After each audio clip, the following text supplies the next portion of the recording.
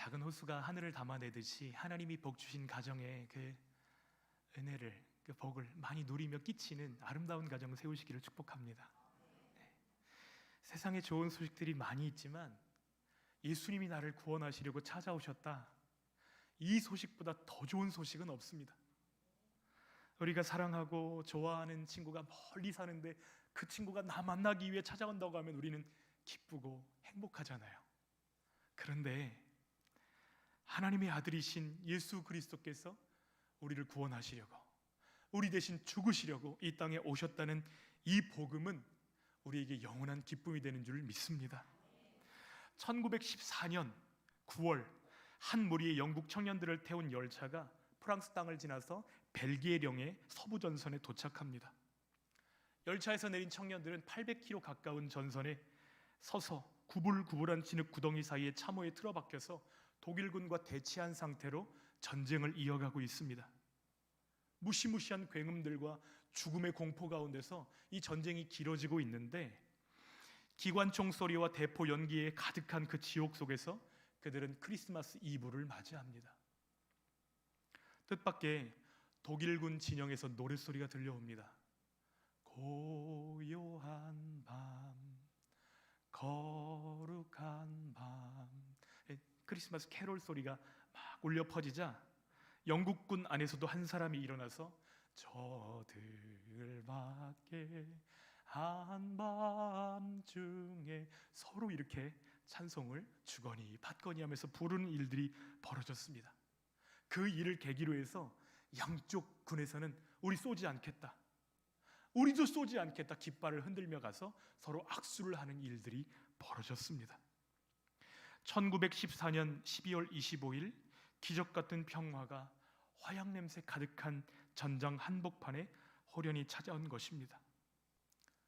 총을 어깨에 메고 있는 독일 청년들과 영국 청년들이 확인한 것은 무엇이죠?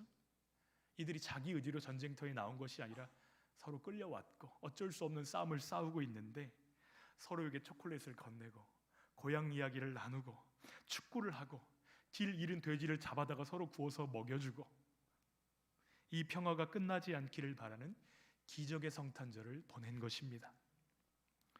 세상의 모든 전쟁은 평화를 위한 것이라고 말하지만 진정한 평화는 예수 그리스도 안에만 있습니다. 그러므로 평화 없는 세상에 예수님의 탄생은 큰 기쁨의 좋은 소식입니다. 우리에게도 큰 기쁨의 좋은 소식입니다. 왜 그렇죠? 예수님의 오심은 우리를 위한 것이기 때문입니다. 11절 말씀 한번 같이 읽어볼까요? 시작. 오늘 다윗의 동네에 너희를 위하여 구주가 나셨으니 곧 그리스도 주시니라. 누구를 위하여 나셨다고요? 너희를 위하여, 우리를 위하여 예수님이 나셨다고 말씀합니다. 이것이 우리에게 큰 기쁨이 되는 이유는 예수님이 우리의 구원자 되시며 예수님만이 우리를 죄와 죽음에서 건지시기 때문입니다. 이 복음을 가슴에 품고 사시는 저와 여러분 되시기를 축복합니다. 그릇의 가치는 두 가지로 결정됩니다. 그릇 자체의 값이 있고요, 그 안에 무엇을 담았느냐, 이것이 그 그릇의 가치를 결정합니다. 본질적 가치는 무엇이죠? 그릇 자체의 값이죠. 부가적 가치는 무엇이죠? 담은 것입니다. 사람의 가치도 두 가지로 결정됩니다. 본질적 가치는 하나님의 형상 따라서 우리가 지어진 최고의 피조물이라는 것입니다. 부가적 가치도 있습니다. 우리 안에 무엇을 담느냐에 따라 이 가치가 달라지는데요, 우리의 마음을 열면 예수님을 이 안에 담을 수 있다는 것이죠. 이건 제 이야기가 아닙니다. 요한계시록 3장 20절 말씀도 한번 같이 읽겠습니다. 볼지어다 내가 문 밖에 서서 두드리노니 누구든지 내 음성을 듣고 문을 열면 내가 그에게로 들어가 그와 더불어 먹고 그는 나와 더불어 먹으리라.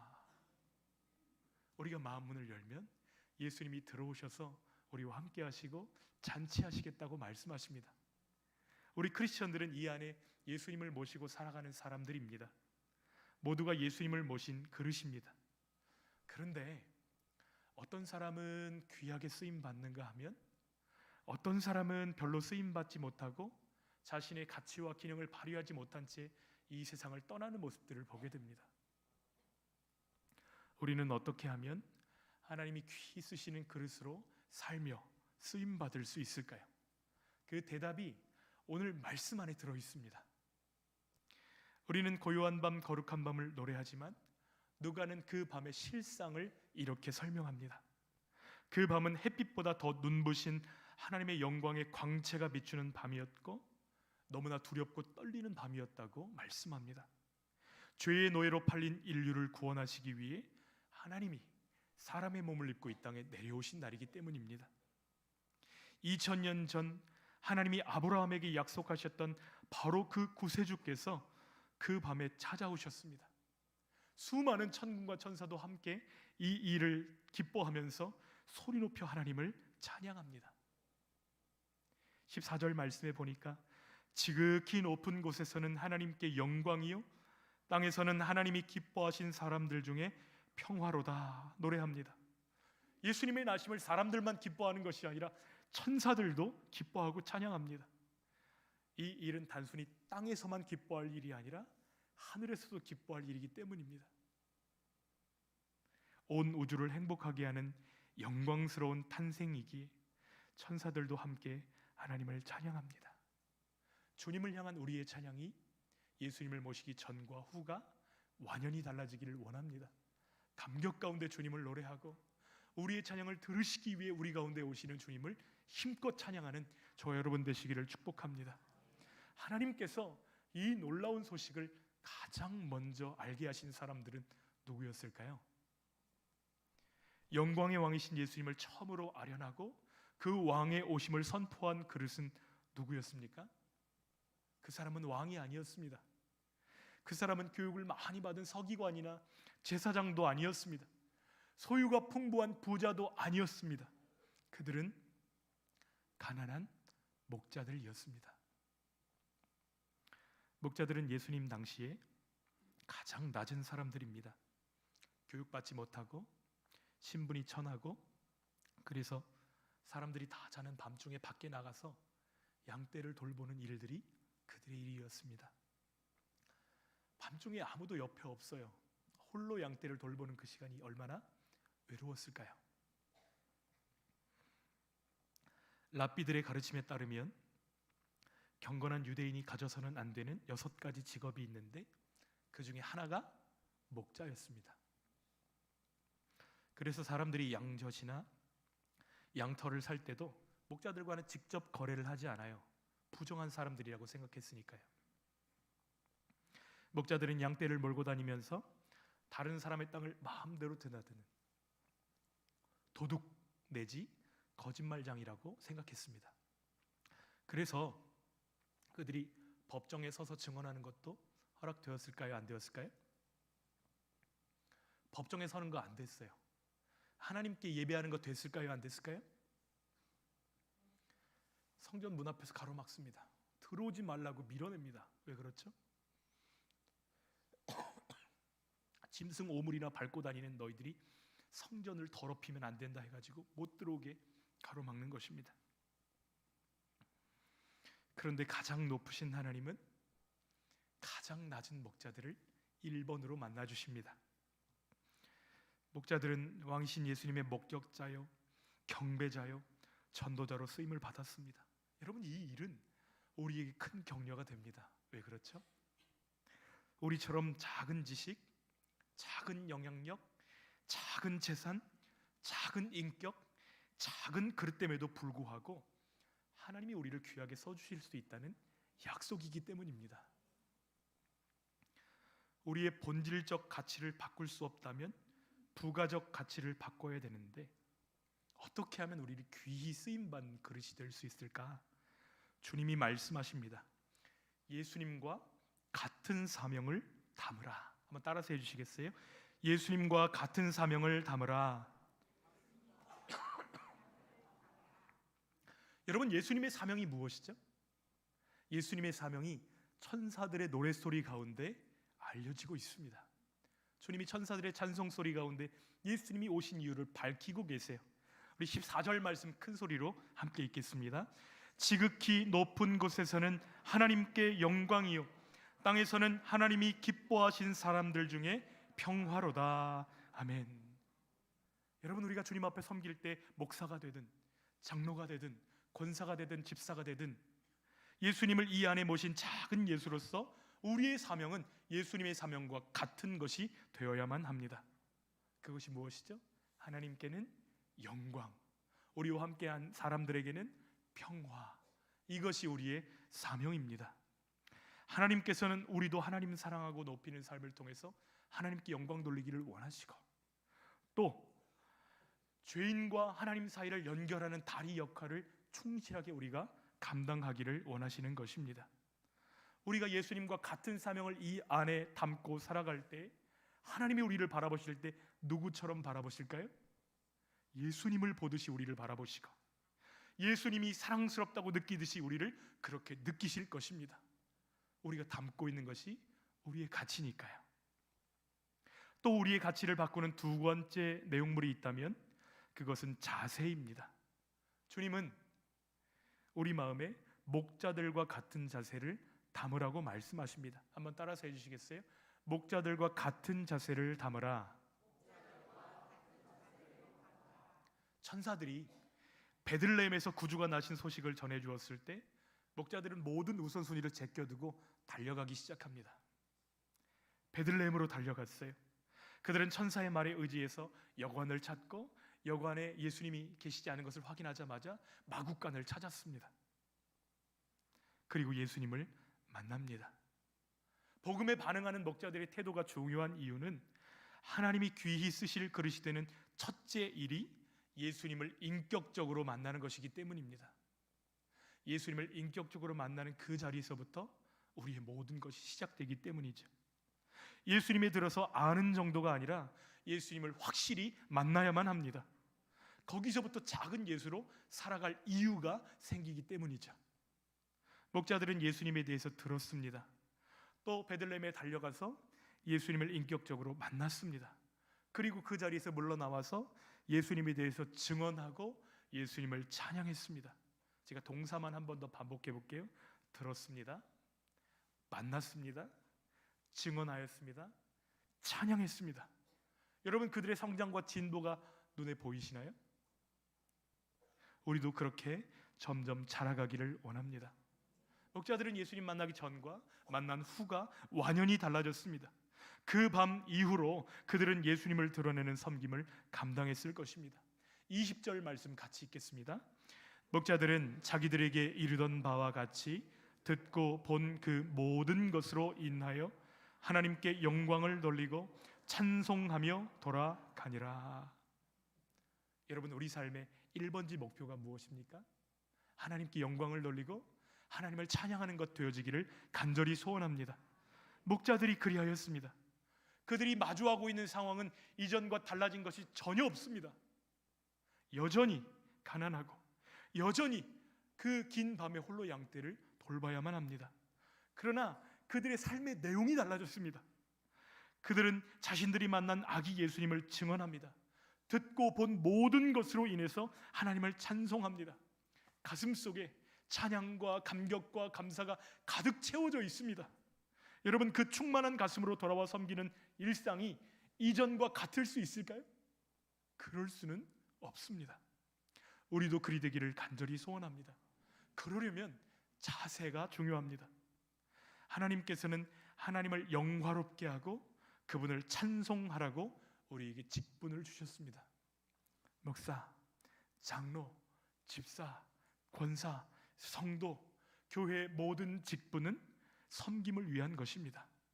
그런데도 너무너무 슬프게도 그렇게 잘 자라던 사람들이 임직 시기 끝남과 동시에 성장을 멈추는 일들이 있습니다. 우리 교회 이야기는 아니에요. 기도의 열정이 사그라지고 순수한 사모함이 없어지고 매너리즘에 빠지고 감동을 잃어버립니다. 감사 없습니다. 헌신 없습니다. 어떻게 이런 일들이 벌어질 수 있죠? 직분이 명예이고 계급이라는 인식 때문에 그렇습니다. 이제 더 올라갈 곳이 없다고 생각하니까 헌신과 주님을 섬기는 일들을 멈춰버리는 것이죠. 그러나 직분은 그러라고 주신 것이 아닙니다. 권세를 위한 것도 아니고요, 인정을 위한 것도 아닙니다. 더 잘 섬기라고, 그 섬김을 통해서 하나님의 영광을 드러내라고 우리에게 주신 것입니다. 그러므로 직분은 있는데 섬김이 없다면 그 직분은 반드시 그 사람에게 올무가 될 것입니다. 그러나 섬김을 즐거워하는 사람, 섬김의 자리를 지키는 사람을 주님이 귀하게 써주실 줄 믿습니다. 직분 주었더니 더 잘 섬기는구나, 물질 주었더니 더 잘 섬기는구나, 그러면 하나님께서 섬길 자원들을 더 풍성하게 공급해 주시는 것입니다. 설 명절에 정말 눈이 많이 왔습니다. 눈이 많이 와가지고 친가에 가지 못하고 돌아왔어요. 논산을 넘어가는데 1시간이 넘게 걸렸습니다. 익산에도 이런 눈이 처음이라고 말씀하시는 어르신들 이야기를 많이 들었습니다. 그런데 이 폭설 가운데서 수시로 교회에 나오셔서 눈을 치우신 분들이 계십니다. 이번 눈은요, 특별히 습기가 되게 많았어요. 잘 뭉쳐지기도 했지만 눈이 굉장히 무겁더라고요. 넉가래가 부러지고 눈삽들이 다 부러졌습니다. 교회에 있던 것들이 다 부러졌어요. 그런데도 내 집 앞 치우는 것보다 더 깨끗하게 교회를 치우시는 그분들의 헌신을 우리 하나님은 어떻게 바라보실까요? 그렇게 섬기시는 분들의 가슴에 그 일을 하게 하는 동력은 무엇일까요? 누가 시켜서 하는 것 아니잖아요. 누가 불러서 온 것 아니잖아요. 우리는 이 안에 예수님을 모신 작은 예수들입니다. 예수님을 여러분의 기쁨 삼으시기를 축복합니다. 섬김의 종으로 오신 예수님을 닮아가는 저희들 되어지기를 소원합니다. 예수님의 오심은 온 백성에게 미쳐야 할 복음이기 때문입니다. 그러나 안타깝게도 우리 안에 오신 예수님을 누리고 그분과 동행하는 기쁨을 누리는 사람들이 많지 않습니다. 예수님을 믿음으로 영접하는 사람, 예수님을 나의 구원자, 나의 주님으로 고백하는 자들 안에는 복음이 살아 역사합니다. 그러나 아직 많은 사람들이 이 복음을 외면하고 나와는 무관한 소식으로 여기고 또 귀를 기울이지 않습니다. 그러니까 예수님 말고 다른 가치들을 예수님 앉으셔야 될 자리에 올려놓고 그것을 바라보며 기뻐하고 춤추는 것이죠. 그러나 예수님의 오심은 세상을 향한, 우리를 향한 주님의 손 내미심인 줄 믿습니다. 주님은 우리 안에도 목자들에게 일어났던 것과 동일한 반응이 일어나기를 바라십니다. 예수님에 대해서 듣고 예수님을 만나고 예수님을 증언하고 예수님을 찬양하기를 원하시는 것입니다. 그것이 우리의 가치를 아주 다르게 만들기 때문입니다. 그래서 사도 바울은 질그릇의 비유를 통해서 우리의 가치가 어떻게 달라지는지를 설명합니다. 고린도후서 4장 7절로 10절 말씀을 한번 같이 읽겠습니다. 우리가 이 보배를 질그릇에 가졌으니 이는 심히 큰 능력은 하나님께 있고 우리에게 있지 아니함을 알게 하려 함이라. 우리가 사방으로 우겨쌈을 당하여도 쌓이지 아니하며 답답한 일을 당하여도 낙심하지 아니하며 박해를 받아도 버림받지 아니하며 거꾸러뜨림을 당하여도 망하지 아니하고 우리가 항상 예수의 죽음을 몸에 짊어짐은 예수의 생명이 또한 우리 몸에 나타나게 하려 함이라. 아멘. 여러분, 우리의 본질적 가치는 깨지기 쉬운 질그릇에 불과하지만 보배 되신 예수님을 우리 삶 가운데 담을 때에 우리는 그릇 그 이상의 가치를 발휘하게 되는 것입니다. 우리 안에 계신 예수님으로 인해 풍성한 능력이 부어질 것입니다. 저는 이 쌈을 제일 싫어하는데요, 세상에 이런 쌈은 정말 맛이 없습니다. 사방으로 우겨쌈. 사방에서 압박을 받아도 눌리지 않고 난처한 일을 만나도 절망하지 않습니다. 핍박을 당해도 버림받지 않고 매를 맞아 넘어져도 망하지 않습니다. 우리 안에 계시는 대응력이 우리 밖에 있는 압력보다 훨씬 더 크시기 때문입니다. 우리 예수님이 세상보다 크신 줄 믿습니다. 이것을 정말로 깨달은 분들은 우리의 작은 몸 안에서 그리스도의 크신 영광이 드러나도록, 그 영광이 나타나도록 항상 예수님의 죽으심을 자기 몸에 짊어져야 한다고 말씀하시는 것입니다. 예수님의 생명이 우리 몸에서 나타나도록 나의 몸을 주님께 내어드리는 것입니다. 우리 몸을 욕심에 내어주면 그 속에는 죽음이 활동하지만 우리 몸을 주님께 내어드리면 그 안에 생명이 약동할 것입니다.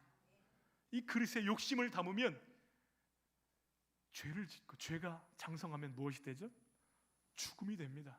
그러나 생명 되신 예수님을 담으면 더 풍성하고 더 풍성히 얻게 하시는 주님의 놀라운 인도가 시작되는 것이죠.